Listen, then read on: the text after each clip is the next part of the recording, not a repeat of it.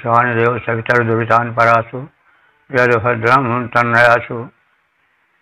ओं भद्रं कर्णेभिः शृणुयामदेवः भद्रं पश्येमाक्षभिर्यजत्राः स्त्रैरङ्गैस्तुष्टुवांश्रुतनुभिर्विषेमहि देवहितं यदायुः।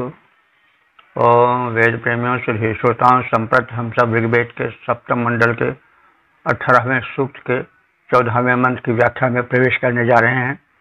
मंत्र दृष्टा वशिष्ठ मैत्रा वरुण छंद त्रिष्टुप और देवता इंद्र हैं। शीर्षक है इंद्र के पराक्रम का कथन। अब संबंधित मंत्र का सर्वप्रथम सत्स्वर पाठ हो जाए। निगव्यमानभाद्रह्यवश्च षष्टिशतासशपषट्सहस्रा षष्टिरवेरासो अधिषड्वाजविश्वेदिन्द्रस्य वीर्याघृतानि। इस 14वें मंत्र में गायों को लेकर जो युद्ध हुआ था राजा सुदाश में और उनके विरोधियों में, उसमें बड़ी मात्रा में विरोधी आए थे, लेकिन इंद्र ने उस युद्ध में नृप सुदास की सहायता की। अस्त विजय सुदास के ही हाथ में रही। इन्हीं सब तथ्यों का कथन है। गव्यवः अनवः दुर्हवश्च। गव्यवः माने गायों के पाने की इच्छा रखने वाले, अनवह माने उनके सहायक, उनके पुत्र पौत्रादि, और द्रुहवः और जो द्रुह थे, विरोधी थे सुदास के, उनके दल वाले पुत्र पौत्रादि, ये बड़ी संख्या में आए थे। और इन दोनों के सेना में जो सहायक थे, सैनिक थे, उनकी संख्या 60 सहस्राणी 64 यानी 66,066 थी। तो बड़ा भयंकर युद्ध था। तो इस युद्ध में इंद्र ने सुदास नृप की सहायता की, क्योंकि वे हितैषी थे, इंद्र के उपासक थे। अस्तु इंद्र ने सहायता किया अपने भक्त सुदास की, और वे जो 66,066 विरोधी दल के वीर सैनिक थे, वो सब इंद्र द्वारा मार भगाए गए। तो इंद्र से वीर्या कृतानि, ये सब इंद्र के पराक्रम का फल है। तो इंद्र ने गायों के हरण करने वाले अनु और द्रुह नाम के विरोधी के जो अनुयायी थे, सैनिक थे, उनकी संख्या थी 66,066। तो इन सहायकों को, जो अनु और द्रुह के थे, उनको भक्त सुदास के हित हेतु इंद्र ने युद्ध में उतरकर मार भगाया था। ये समस्त कृत्य इंद्र के पराक्रम के परिचायक हैं। अनु और द्रुह के अनुयायी, जो गाय चुराने वाले 6,000 की संख्या में वे शक्ति दिखाने वाले, भक्त सुदास हेतु उन सबको तुमने मार गिराया, इस प्रकार तुमने सुरेंद्र निज बल वैभव बतलाया। तो इस मंत्र से यह आशय निकलता है कि वह युग जो था वो पशुपालन का युग था। आज के इतिहास के परिप्रेक्ष्य में ले, और गाय सबसे बड़ा धन था, तो गायों को लेकर अधिक संग्राम होता था। गाय अपने में परिपूर्ण धन था, गाय से दुग्ध निकलता था, दुग्ध से और जो सामग्रियां बनती थी, दही, मट्ठे, घृत आदि, वे सब अपने में पूर्ण भोजन थे। दुग्ध पूर्ण भोजन होता ही है। और पर्याप्त भूमि थी, नदियां बह रही थी, कोई पानी की और खाने की कमी नहीं थी। तो ऐसी स्थिति में गोधन ही सबसे बड़ा धन था। तो अस्त इसके लिए संग्राम विरोधियों में हुआ करता था। और इंद्र का जिस रूप में वर्णन किया गया है और किया जाएगा कि वे युद्ध मैदान में घुस गए और हजारों की संख्या में शत्रुओं को मारा, पछाड़ा, उनको खदेड़ दिया, ये सब मानवीकरण ही नहीं बल्कि एक सत्य घटना के रूप में समझ पड़ता है। मंत्र पर चिंतन मनन करने से यह प्रतीत होता है, यह तथ्य उभर कर आता है कि मतलब दो देव शक्तियां हैं, ये वायु, जल, आसमान, पृथ्वी और इंद्र, ये सब तो सूक्ष्म हैं। और इंद्र तो इतना सूक्ष्म है कि नेमि नाम के एक ऋषि थे, उन्होंने यह प्रश्न उठाया कि हम इंद्र को तो देखते नहीं हैं, न उसका साक्षात अनुभव करते हैं, जैसे अग्नि का, वायु का, जल का, आकाश का, पृथ्वी का, तो हम उसको इंद्र क्यों माने? तो फिर इंद्र जो यहाँ साक्षात उतर करके शत्रु सेना में प्रवेश कर जाता है, शत्रुओं को मार भगाता है और अपने पक्ष के मित्रों को, राजाओं को रक्षा देता है, तो इस पर विचार करने से यह प्रतीत होता है कि उस युग में वैदिक धर्म की रक्षा के लिए मानव को भी इंद्र की पदवी दी जाने लगी थी। तो वे मानव साधारण नहीं थे, प्रबल कोटि के वीर होते थे और वे अपने इंद्रत्व को कायम करने के लिए अपने वीरत्व को और जगाते थे। उसके लिए सोमय से बड़े ही ओजस्वी, तेजस्वी, शक्तिवर्धक पेय का पान करते थे। जैसे आजकल पहलवान जब अपने को बनाने लगते हैं पुष्ट, तो उसी के हिसाब से अपने को बनाते हैं, खान पान रखते हैं। तो वैसे ही इंद्र ने खान पान अपना रखा और शत्रुओं को ये मार भगाते थे। जो राजा सुदास थे ये इंद्रोपासक थे, यानी उस इंद्र के दल में थे और इंद्र के अनुसार चलते थे। तो इसको और आगे के मंत्रों को देखिएगा कि इंद्र शत्रु की सेना में घुस जाते हैं, आदि बातें। तो प्रतीत होता है कि वैदिक मान्यताओं को सुरक्षित रखने के लिए कुछ ऐसे गिने चुने पात्रों को चुना जाता था जो सैन्य शक्ति या शत्रुओं को मार भगाने की शक्ति के लिए बड़े ही सशक्त थे। तो यह तथ्य उभर कर आता है। लेकिन जब तक युद्ध रहा और युद्ध होता था प्रायः यही सप्त सिंधु प्रदेश के लिए, और विरोधी उसके थे कौन? असुर, जो दिति और दन के पुत्र थे। इसी भूमि पर कब्जा करने के लिए युद्ध होता था, क्योंकि यहाँ जलाधिक्य था और भूमि उपजाऊ थी। उधर वाली भूमि जो थी वो रेतीली भूमि थी, मरुस्थलीय भूमि थी, जो अरब आदि में फैली हुई है। तो ये युद्ध बहुत दिनों तक चला। अंत में विजयी हुए आर्य, आदित्य के पुत्र, जो अपने को आर्य कहते थे।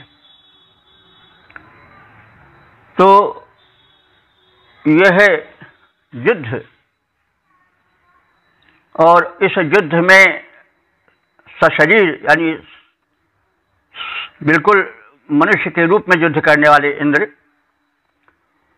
एक इंद्र के प्रतीक रूप में खड़े हुए वो मनुष्य थे, और सोम जो कि शक्तिवर्धक पदार्थ था उसका सेवन करते थे, ताकि तब का युद्ध कोई तोप और मिसाइलों का युग था नहीं, तो इसलिए शारीरिक शक्ति का बड़ा महत्व था। तो इंद्र इस युद्धों के युग तक बड़े प्रबल रहे, लेकिन बाद में जब यह दूसरा दल, जो बाद में असुर दल कहा जाने लगा, वो जब मार भगा दिया गया और आर्यों की पूर्ण विजय हो गई, तो पद तो तब भी इंद्र का था, लेकिन युद्ध का वातावरण जब शिथिल हो गया तो वह पद, उस पद पर जो आसीन होता थे वो कुछ अय्याश निकल गए, भोग विलास में लीन हो गए। वो अप्सराओं के नृत्य देखने लगे और फिर अन्य दुष्कर्म भी उनसे होने लगे, और फिर इंद्र का मान घटने लगा।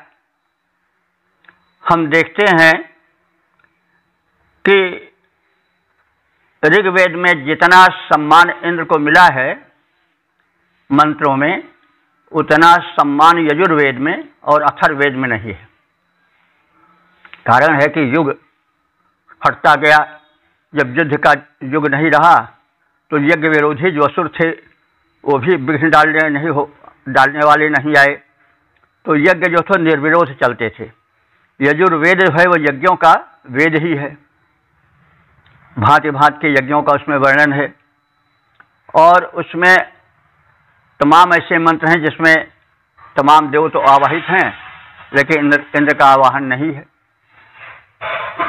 तो इससे प्रतीत होता है कि इंद्र अंत में इंद्रत्व का पालन करता था और वह मनुष्य ही में से चुना जाता था। तो जब तक युद्ध काल था तब तक तो इंद्र में पौरुष का अधिक रक्षण होता था, वे खान पान ऐसा करते थे, व्यवहार ऐसा करते थे कि उनमें शक्ति का अधिक संचार होता था। लेकिन बाद में जब युद्ध युग समाप्त हो गया और यज्ञ का विरोध अल्प हो गया, तो फिर यज्ञों का युग आया, और उस समय इंद्र जो था, जो स्वाभाविक है, कुछ विलासी हो गया। तो जब कुछ विलासी हो गया तो फिर उसकी वो महिमा नहीं रही जो ऋग्वेद में है। स्वाभाविक है, आप देखें कुछ मानव प्रवृत्तियां होती हैं जो पहले भी थी, आज भी हैं।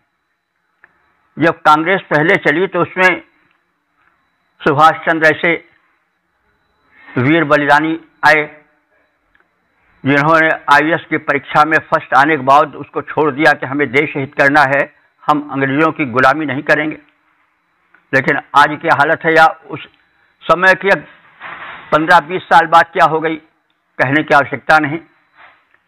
नेताजी सुभाष, जो कि उनके युग की, अरे युग क्या मतलब 10 से 20 साल की बात है, बहुत महत्व मिलता था कि नेताजी, लेकिन उसके बाद सन 52-53 के बाद नेता किसी को कह दो तो बिगड़ जाता था, क्योंकि नेता भ्रष्ट हो गए, धन के इच्छुक हो गए, और धन के आने पर जो विलासिता बढ़ जाती वो उनमें बढ़ गई। अब वो बलिदान वाली भावना खत्म हो गई जो सुभाष चंद्र जैसे बलिदानी वीरों में थी। तो युग तो चाहे जैसा रहा हो, लेकिन मनुष्य ही रहा है। मानव दुर्बलताएं जब संघर्ष की स्थिति में नहीं रहती तो उभर आती हैं। कहीं भी हो, कोई भी, जब तक प्रारंभ में उनके पूर्वज या किसी के पूर्वज बहुत गरीबी के हालत से उठते हैं, कहने की आवश्यकता नहीं है, तो बहुत बड़ी संख्या विचार कीजिए कि तमाम ऐसे टाटा बिरला और जो हैं उनको बनाने वाले बड़े गरीब थे। पहले टाटा के विषय में जमशेदजी टाटा जो थे वो लकड़ी बेचा करते थे तोड़ तोड़ करके, ऐसे किसी के बाप पंप पर काम करते थे, बाद में उनमें कितना धन हो गया। तो ये स्वाभाविक है कि जब धनाधिक्य हो जाता है तो व्यक्ति उस तरह से नहीं रह जाता जैसे उसके पूर्वज थे, जो कि बहुत छोटी स्थिति से उठे थे। तो मानव स्वभाव तो जैसे पहले था वैसे आज भी है। दुर्बलताएं मानव की थी और आज भी हैं। परिस्थिति अनुसार वे घटती बढ़ती रहती हैं। तो एक जो बल है, एक जो प्रवृत्ति है, उस पर भी ध्यान देना चाहिए।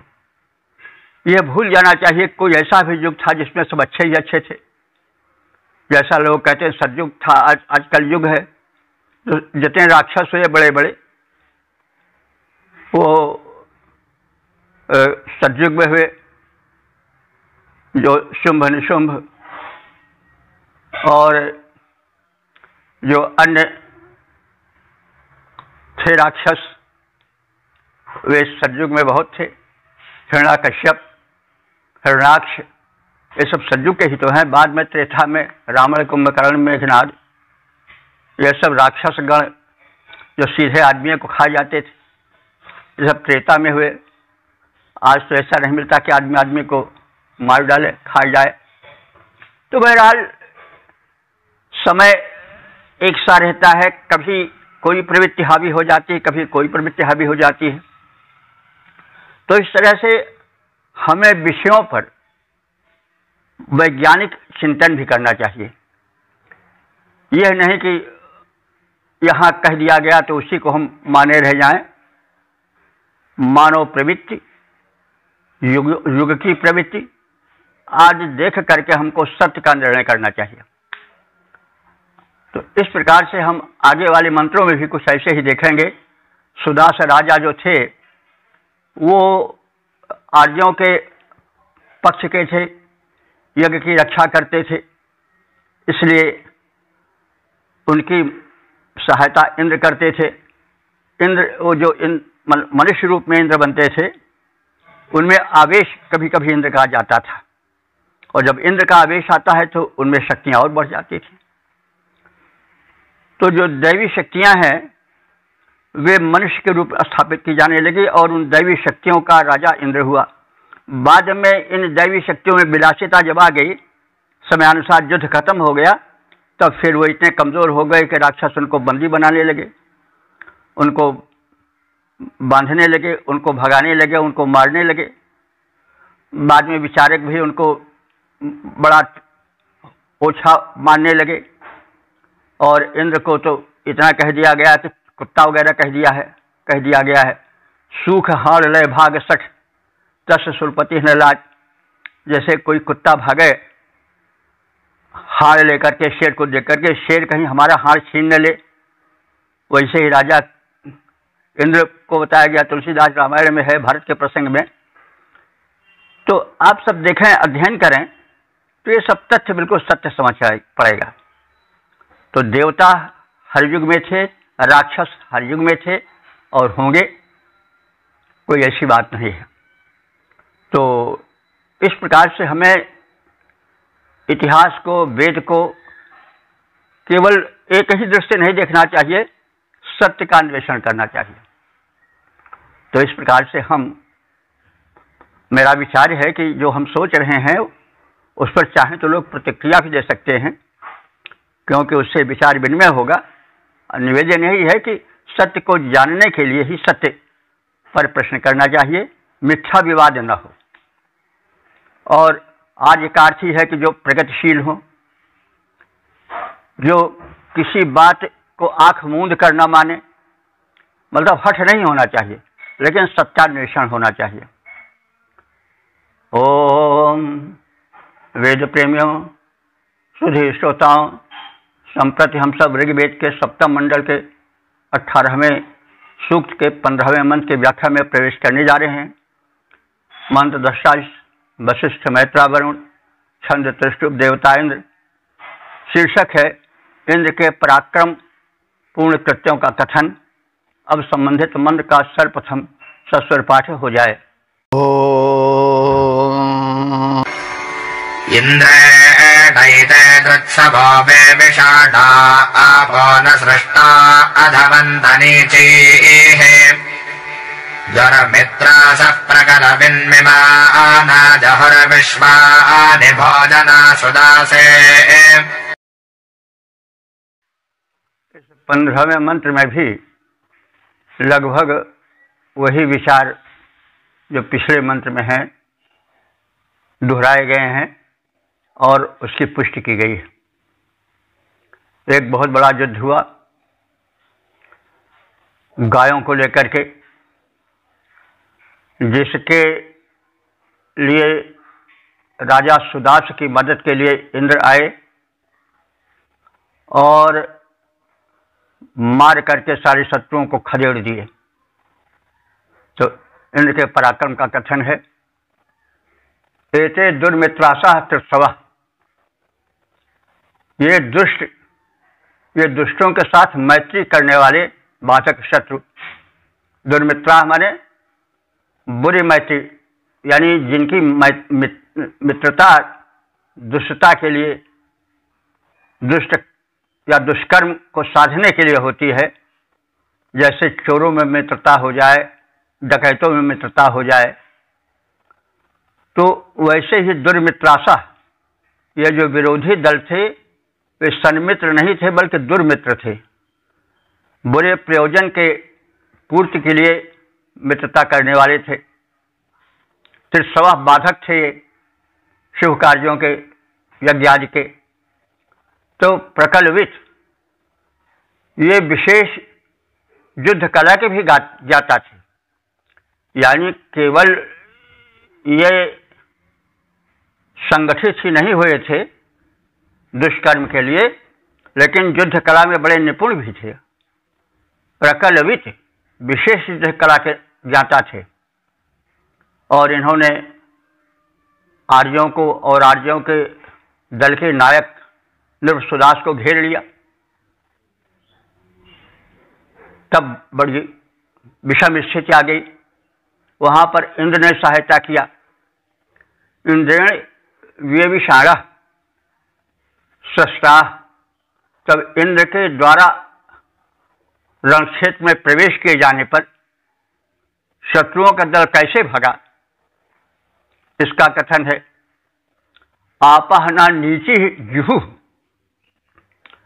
जैसे जल जब नीची ढलान को पाता है तो बड़े वेग से दौड़ता है, वैसे बहुसंख्यक शत्रु इंद्र के रण क्षेत्र में प्रवेश करने पर बड़े तेजी से भागे और सुदास को जो घेरे थे वो सुदास के उस घेरे को छोड़ करके बड़ी वेग से भागे। उसकी उपमा क्या है, आपहना नीची जहु, जैसे ढालू भूमि पर बड़े वेग से पानी भागता है, दौड़ता है, वैसे ही शत्रुगण इंद्र के युद्ध में प्रवेश करने पर भाग खड़े हुए। तो संग्राम भूमि में दुष्टों के साथ मैत्री करने वाले बाधक शत्रु एकत्र हुए और राजा या नृपसुदास को घेर लिए। और ये जो शत्रु थे ये युद्ध कला में बड़े निपुण थे, लेकिन ऐसी स्थिति में इंद्र युद्ध के क्षेत्र में आ गए। वे इंद्र के द्वारा सेना के अंदर जब घेर लिए गए, जब इंद्र ने प्रवेश किया रण क्षेत्र में, तो वे भाग खड़े हुए। कैसे, जैसे नीची भूमि की ओर जलधारा बड़े वेग से भागती है, तो उनके भागने का ढंग वैसे हुआ जैसे ढालू जमीन पर जल की धारा बड़े वेग से बहे। जैसे पहाड़ों पर हम देखते हैं नदियों के प्रवाह को, वे तीव्र गति से भाग खड़े हुए। छोड़ी गई गायों को और सामग्रियों को वे छोड़ गए, जिसको प्राप्त किया सुदास नृप ने, वे सुदास नृप के हाथ लगी।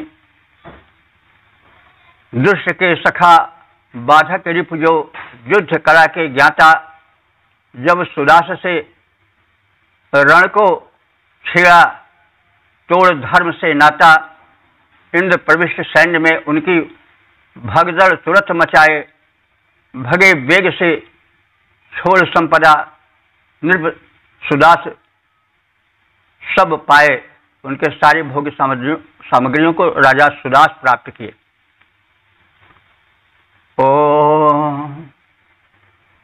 अगर हम कहें तो श्याम नारायण पांडे की एक पंक्ति ध्यान में आ जाती है हल्दी घाटी के युद्ध में। वो कैसे शत्रु भागे, कुछ इसी तरह के भाव उसमें भी दिखाई पड़ता है।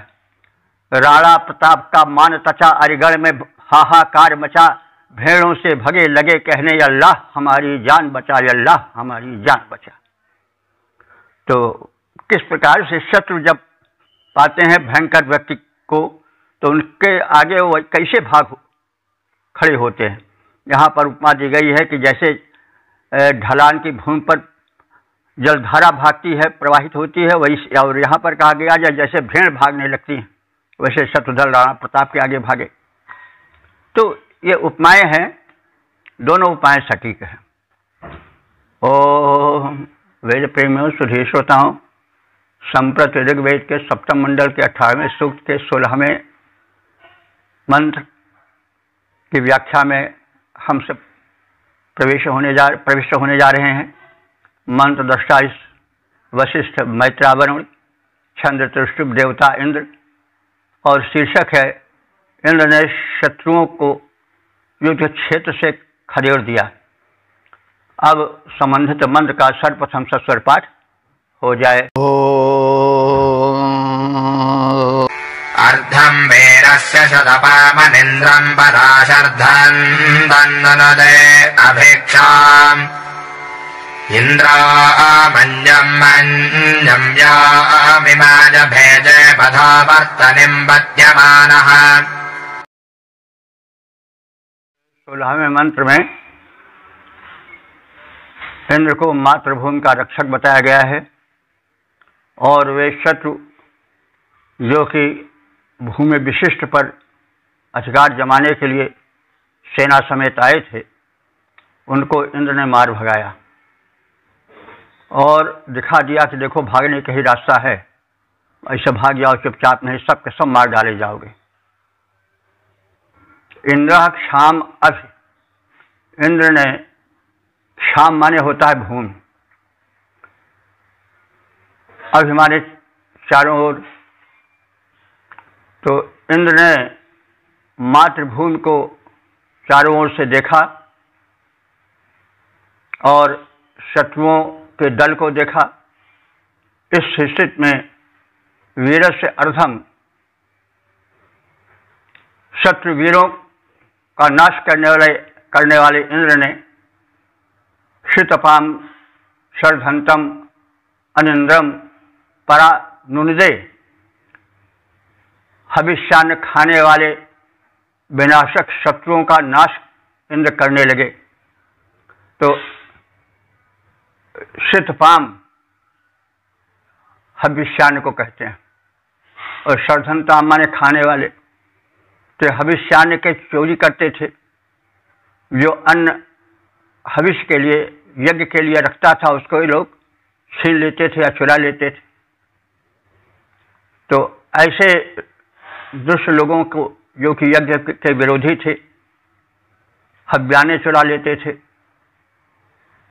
तो ऐसे दुष्ट शत्रुओं का इंद्र नाश करने लगे। इंद्र मन्युभ्य मन्यु मिमाय, इंद्र ने मन्यु, मन्यु कहते हैं क्रोध को, वह क्रोध जो कि युद्ध के लिए होता है। तो इंद्र ने अपने उस क्रोध को जगाया जो युद्ध काल में आवश्यक होता है और अपने उस मन से, क्रोध से शत्रुओं का नाश करना प्रारंभ कर दिया। पत्यमानः पथः वर्तनि भेजे, और उन लोगों को पत्यमानः भागने के लिए विवश कर दिया और पथः वर्तन भेजे, और उनको वो पथ दिखा दिया जिससे कि भागकर प्राण बचाया जा सकता है कि भागो, वो देखो वही रास्ता है, अब निकल जाओ, नहीं बचोगे, सब मार डाले जाओगे। तो इंद्र ने मातृभूमि की सुरक्षा पर दृष्टिपात किया। फिर वीरों के विनाशक, हिंसक, हविष्यान्न के भक्षक शत्रुओं का नाश इंद्र करने लगे और जो कुछ बचे शत्रु थे, आक्रामक थे, उन्हें विवश कर दिया कि देखो भागने का रास्ता वही है, उसी रास्ते से चुपचाप भाग जाओ, नहीं सब मार डाले जाओगे। तो उन्हें पलायन पथ का अवलंबन करने के लिए विवश कर दिया। तो मातृभूमि के संरक्षण का इंद्रदेव ने ध्यान दिया। हिंसक हविष्यान चोरों बलवान शत्रु का नाश किया। टिक न सके जो वीर शत्रु थे रण में, उन्हें पछाड़ दिया। उन्हें पलायन पथ अवलंबन करने को था, तब विवश किया। ओम वेद प्रेमियों सुधी श्रोताओं, संप्रति हम सब ऋग्वेद के सप्तम मंडल के 18वें सूक्त के 17वें मंत्र की व्याख्या में प्रवेश करने जा रहे हैं।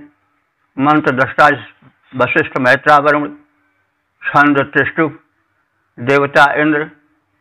शीर्षक है इंद्र द्वारा सुदास के माध्यम से कराए गए कृत्य। अब संबंधित मंत्र का सस्वर पाठ हो जाए।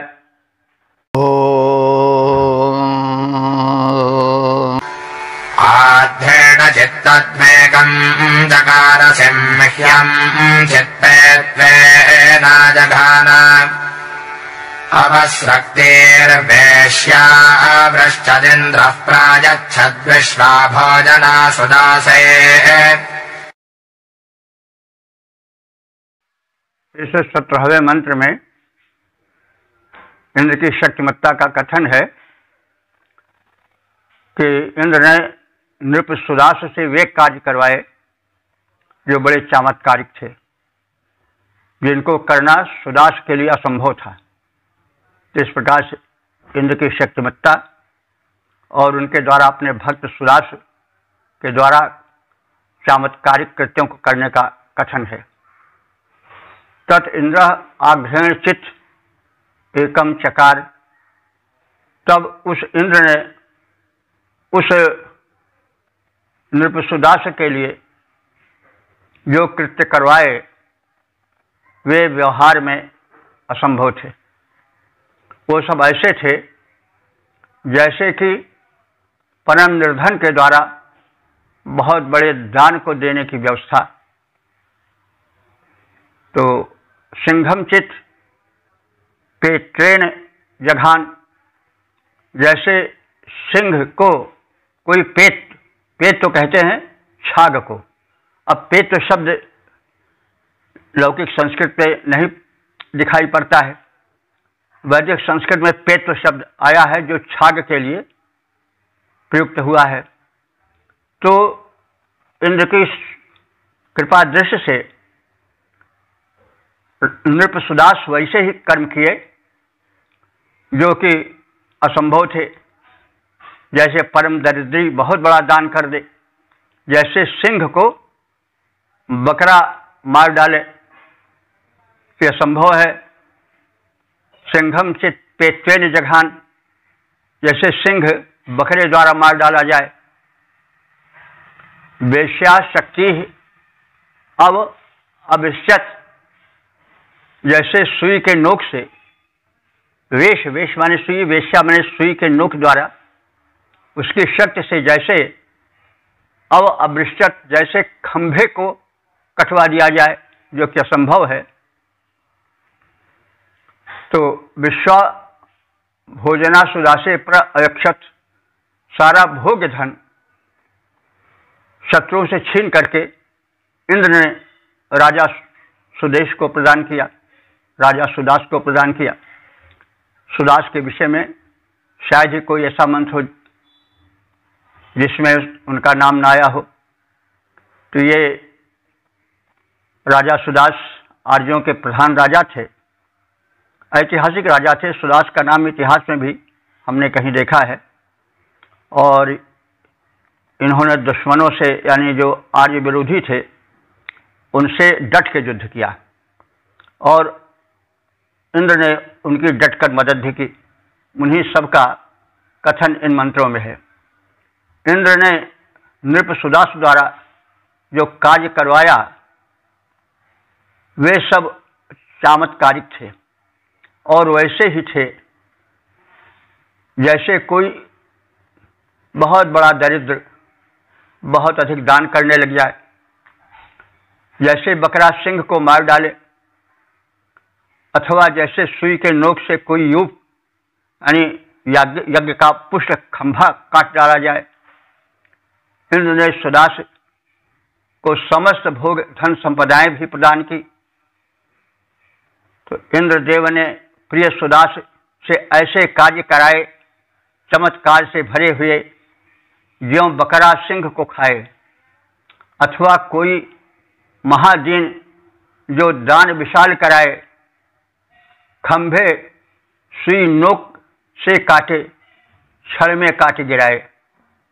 दी संपदा विशाल इंद्र ने नृप सुदास हर्षाए। ओम वेद प्रेमियों सुधीर श्रोताओं, संप्रति हम सब ऋग्वेद के सप्तम मंडल के 18वें सूक्त के 18वें मंत्र की व्याख्या में प्रवेश करने जा रहे हैं। मंत्र दृष्टा वशिष्ठ मैत्रा वरुण, छंद त्रिशुप देवता इंद्र। शीर्षक है इंद्र शत्रुओं पर प्रहार करें। अब संबंधित मंत्र का सर्वप्रथम सस्वर पाठ हो जाए।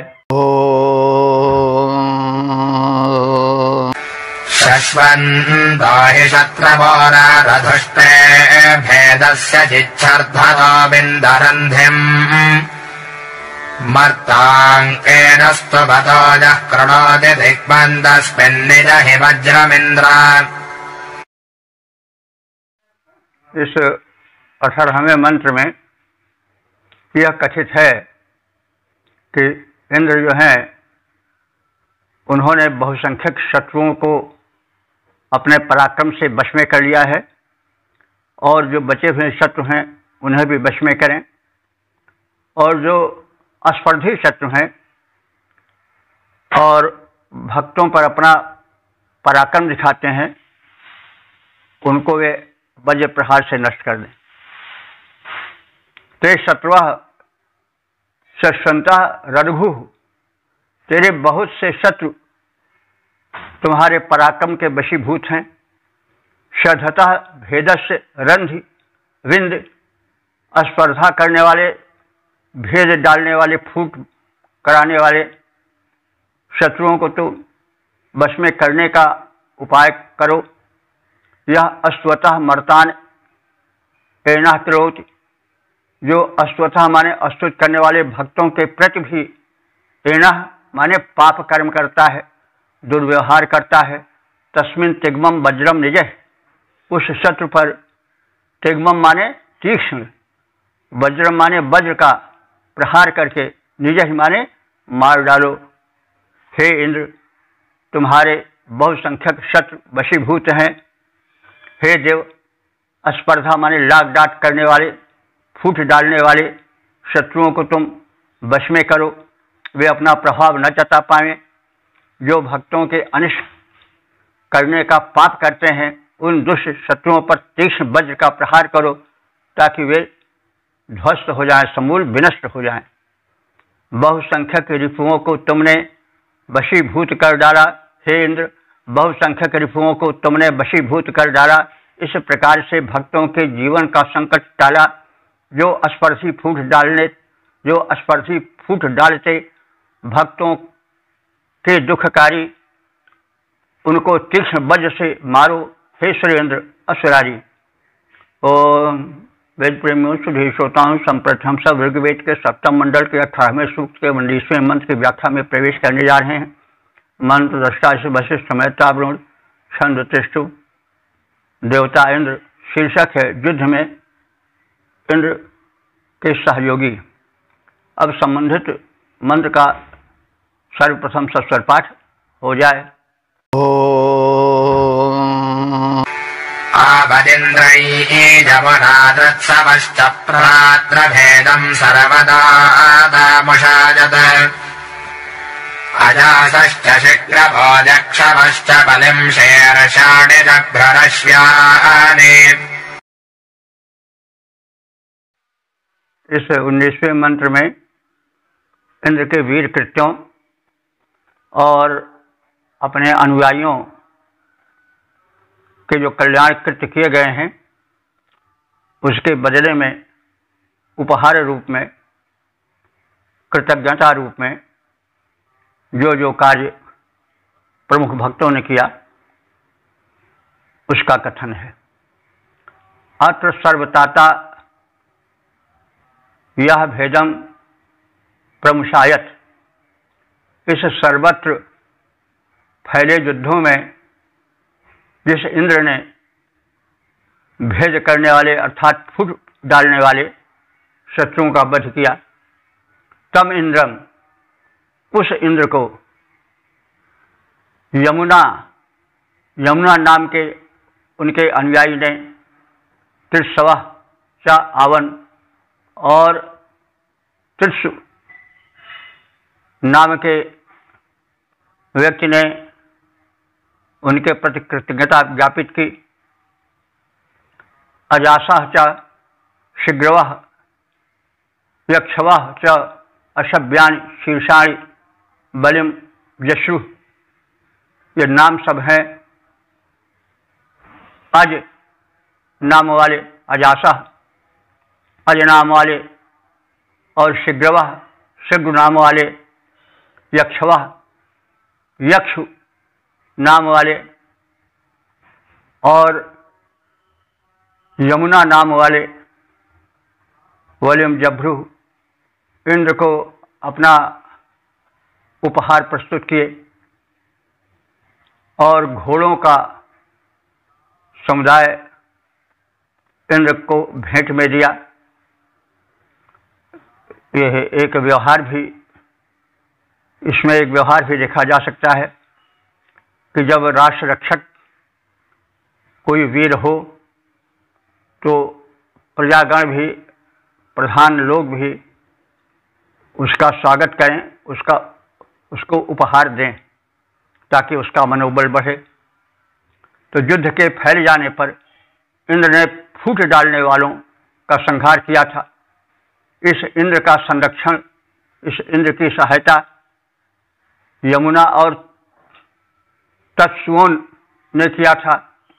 आज शीघ्र तथा यक्ष लोगों ने उपहार स्वरूप उत्तम अश्वों को दिया था इंद्र को। तो युद्ध छिड़ा तब फूट डालने वालों का किया इंद्र ने प्रथम संहार। यमुना और तत्सुओं ने था किया बड़ा उपकार। यक्ष शीघ्र अज ने दिया था अश्वों का उपहार। मिली युद्ध में परम सफलता भी थी। इसी प्रकार